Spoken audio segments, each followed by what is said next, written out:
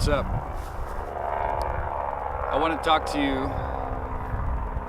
about a few things, and I hope that you're listening. Just want to ask you to just kind of take some time right now to set aside any ideas that you have or what else is going on in your life, and just listen for a moment to what I have to say. Try not to be judgmental or biased or angry or rant. Don't be one of those comment trolls and just say some bad things. No, it's just inappropriate. I'm just asking you kindly, and I really do appreciate your time, so thank you for that. I want to talk to you about what my life is like out here on the road and some personal things that are going on as a result of what I'm doing out on the road. It's like what I'm doing is I'm driving a semi-truck all around the country. And that's the way I live. I live that full time. I spend 24 hours a day inside that truck. Well, minus 15 minutes maybe here, 5 minutes there. So 23 hours a day inside that truck. And the job requirements are extensive. It takes up all my time to be a professional driver. The requirements and responsibilities to be a professional driver that's a lot. There's a lot of responsibility there. And so what I want to talk about is how I'm going to incorporate personal responsibilities in with those professional responsibilities. They should go together, right? But there's stuff that doesn't pertain to work as a driver, that's outside of work, that is, things that I need to take care of, like doctor's appointments, dental appointments, bathing, getting ready for work. The stuff that you do before you go to work. You wake up in the morning, you get out of bed, you get prepared to go, and then you go. It's like, well, there's a lot of stuff that I have to do as a professional to be behind the wheel in this job at this company. That really doesn't give me much time to take care of those personal things.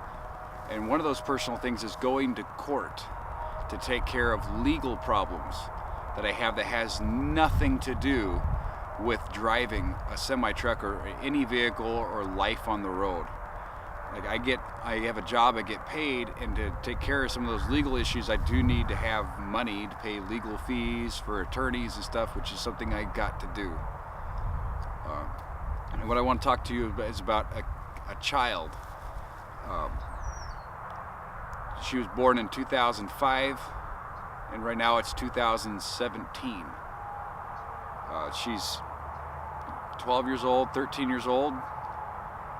She was born March 2005 to March of 2017, make her 13 years old, so 12 years old. I haven't seen her since she was 10 months. I don't know her. I don't know my daughter at all. She's been gone. Not my choice. I didn't choose that. Her mother did. Her mother chose to keep me out of that child's life. And for me to be able to take care of personal responsibilities like that, being a part of a child's life while I'm out on the road, really, how am I supposed to do that? How am I supposed to go to court to defend myself against the legal actions that come along with not taking care of a child, like paying child support? And what are my rights as a father, as an individual, as a person? What did I fight for to defend? What are my rights? I do have rights. She chose to keep me out of the child's life. And with the conversation from a barber that I had, I just got my hair cut. The barber was talking to me, and this is a conversation between me and the barber, talking about that if the mother chooses to not have me in that child's life, she refuses my visitation, my rights to visitation, that I am no longer responsible for child support. How true that is, I don't know, but I definitely feel that it's pretty darn accurate. If I was in contempt of court and I take my daughter and leave the state, I'm going to be in contempt of court and go to jail. That's something I've read legally, and I would be in trouble for that. She took the kid and left the state, and I'm paying child support, and I haven't seen the kid in 12 years. So how am I supposed to take care of these issues as I'm driving around the road? Like, let me tell you about the load I have so that you can get a better understanding of the timeline of when I'm going to be like how am I going to contact lawyers and take care of court stuff driving my truck. So here's the scenario, the timeline from start to finish, from the past to now into the future on these loads that I have. All right, I started in Phoenix, Arizona, and my final destination is in 2 places in Chicago, 7 a.m. and 1 p.m. And I've driven from Arizona to New Mexico, stay the night. New Mexico to Missouri, stay the night. Now I'm going to be leaving Missouri and heading into Illinois. But I had a truck problem, and I had to take the truck into the shop, get it fixed. So now that I have to start late to get to my destination, is going to have to be all night. So I have a little bit of time to sit around here and wait, but I'm all the way out here in Missouri. Each day I drive like 400 to 600 miles every single day, and I'm driving as a professional. All my attention and focus is on the road. I'm not on the phone having conversations, filing paperwork in the office, going to pick up supplies at the store. None of that stuff I can do when I'm operating a semi-truck driving it across the country. I am in a traveling state the entire time. Now once I get to my delivery in Chicago, I'll be going to pick up another load and turn around and going right back. So that's a continuous thing. So I'm in a traveling mode. So when I get to a destination, immediately turn around and go back and forth, ding, ding, ding. There's no space in that timeline to fit going to court, getting attorneys. Part of it is getting sleep. I'm not driving for a certain period of time, but I need to make sure that I'm rested. Because if I'm not rested and I'm driving fatigue, it's illegal, and it puts you and your family in jeopardy. It puts you at risk on the road if I'm not paying attention operating an 80,000-pound tractor trailer on the highway. So I have a lot of responsibilities that I have to take care of. On top of all those responsibilities, taking care of the other legal issues may end up leading to me not being able to drive a semi-truck on the road. They'll take my driver's license. I'll never be able to leave a truck because of financial repercussions of all that. I'm unable to afford an apartment or a car or other things I need to get out of the truck to go somewhere. So I'm kind of in the position where I'm forced to drive this truck around the country, which forces me to not be able to take care of my other responsibilities. So what do? What am I supposed to do? How do I get an attorney? How do I afford a lawyer? How do I even get in contact with anybody and tell them, hey, how do I defend myself in this situation from our own legal system? I got 2 states. The kid's in New York.